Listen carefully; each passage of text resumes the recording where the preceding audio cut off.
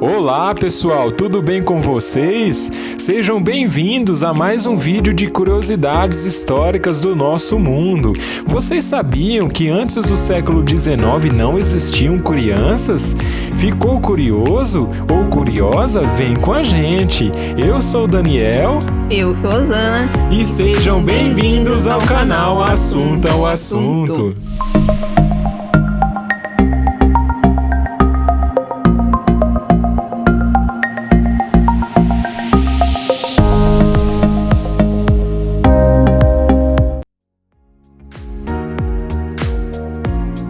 Ei, deixa eu adivinhar, você tem pelo menos uma calça jeans em sua casa? Acertei, não? Mas você sabe quando o jeans foi inventado e por qual motivo? Por ser um tecido forte e durável, sem necessitar de grandes cuidados no seu uso, começou a ser utilizado no final do século XVI, na França, para trabalhos em campos por marinheiros e depois nas indústrias, pois era um tecido que era muito mais resistente do que os tecidos da sua época.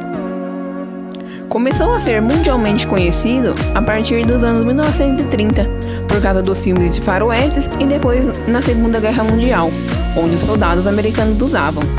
Ah, e o uso era associado com a virilidade. Fala aí, você gostou de saber de onde veio o seu jeans? Você se considera alto ou baixo? Interessante sua resposta, mas conheça agora o homem mais alto de toda a história em que temos registro. Estamos falando do Robert Wadlow, esse que teve uma hipertrofia de sua hipófise, ou seja, um excesso dessa glândula endócrina, localizada em nosso encéfalo, resultando assim em um nível elevado de somatotropina, ou como geralmente é conhecida, GH, o hormônio do crescimento. Assim, aos 9 anos de idade, Robert já tinha uma altura de 1,89 m. E no ano de sua morte, aos 22 anos, tinha incríveis 2,72 m, pesando 199 kg, uma mão de 32,2 cm e calçava número 76. Incrível, não? Se você quer conhecer um pouco mais sobre o nosso encéfalo e nosso sistema nervoso, acesse o card acima. Você está na Idade Média. Em sua casa, quando um colega vem e te informa que vai ter uma execução em praça pública no outro dia e que o criminoso foi acusado de roubo e homicídio, você fica ansioso e no outro dia vai correndo ver quem é. Ao chegar lá, se depara com um porco. Isso mesmo, um porco. Você sabia que nesse período os animais eram julgados como humanos? Na Europa feudal, o julgamento de animais era comum, pois acreditava-se que eles eram responsáveis por seus crimes, assim deveriam responder por eles. Tinham até advogados.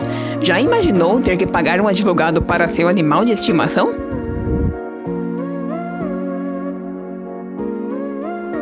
Você gosta do verão, apreciar o sol e seus benefícios? Se sim, acreditamos que você não iria gostar da maior temperatura já registrada na história. Em 1913, no Vale da Morte, Califórnia, Estados Unidos, foi registrada uma temperatura de 56,7 graus Celsius, sendo considerada a maior de todos os tempos. Uau, estou suando! E vocês? Ei, você aí! Qual é o maior rio do mundo? Pensou em muitos, né? E se eu falar que é o Rio Nilo? Bom, você sabia que até 2008 ele era considerado o rio mais extenso do mundo? Maior até que nosso gigante Amazonas? Ficou confuso porque aprendeu na escola que o maior rio do mundo era o rio Amazonas? Pois não fique, você acertou. O maior rio do mundo, tanto em volume quanto em extensão, é o rio Amazonas, com 6.922 quilômetros, sendo que sua profundidade máxima é de 100 metros, ou seja, cabe um prédio de 33 andares dentro.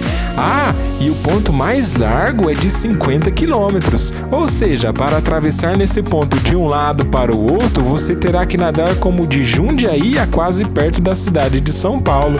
Seus braços aguentam? E o rio mais velho, você sabe qual é? Pensou no Rio Nilo por causa da Bíblia? Mas não, é o Amazonas também, com uma estimativa de idade em cerca de 9 milhões de anos. Nosso gigante azul está bem velhinho, não acha?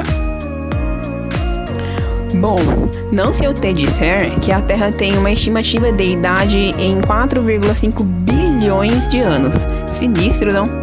Perto da Terra, o rio Amazonas parece um bebê ao lado de um idoso, não acham? Outra pergunta. Parece Enem, né? Mas vamos lá. Como se formam os rios? Você sabe essa? Não faz ideia? Então vem com a gente.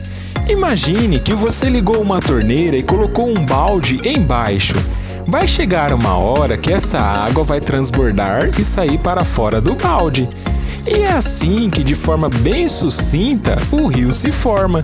O solo absorve a água da chuva, formando rios embaixo da terra, conhecido como lençóis freáticos.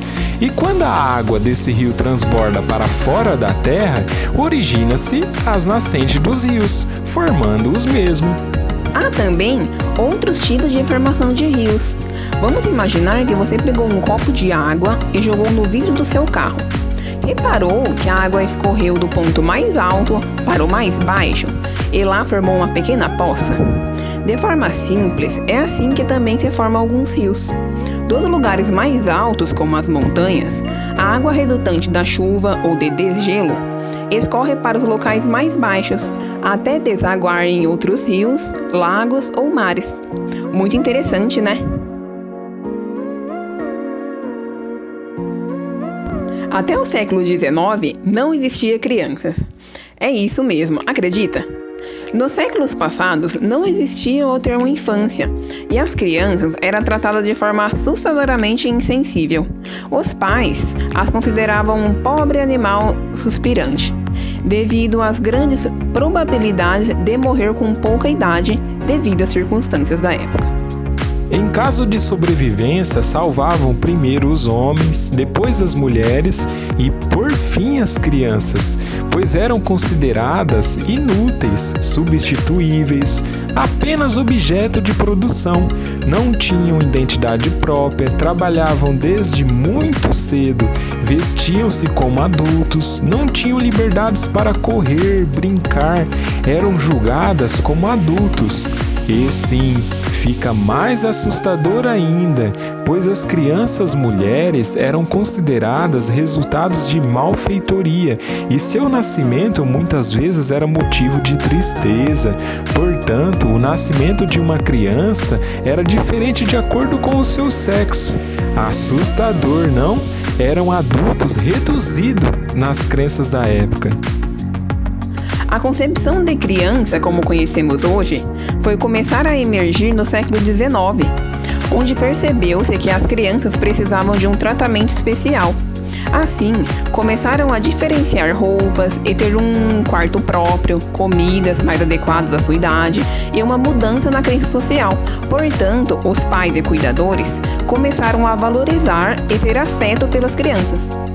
Outra curiosidade muito legal: a adolescência, como conhecemos hoje, ou seja, período em que a pessoa transita da infância para o ser adulto, onde ocorre uma grande transformação e maturação biológica e social, só foi surgir também no final do século XIX. Antes disso, você seria um adulto reduzido desde o momento em que você adquiriu um mínimo de independência biológica. Portanto, lá por volta dos 3, 4 anos de idade. Já imaginou? Então é isso, pessoal. Obrigado por assistirem. Confirem também os outros vídeos do nosso canal. Se inscrevam, curtem, comentem e compartilhem. Eu sou o Daniel. Eu sou a Osana. E esse é o canal Assunta o Assunto.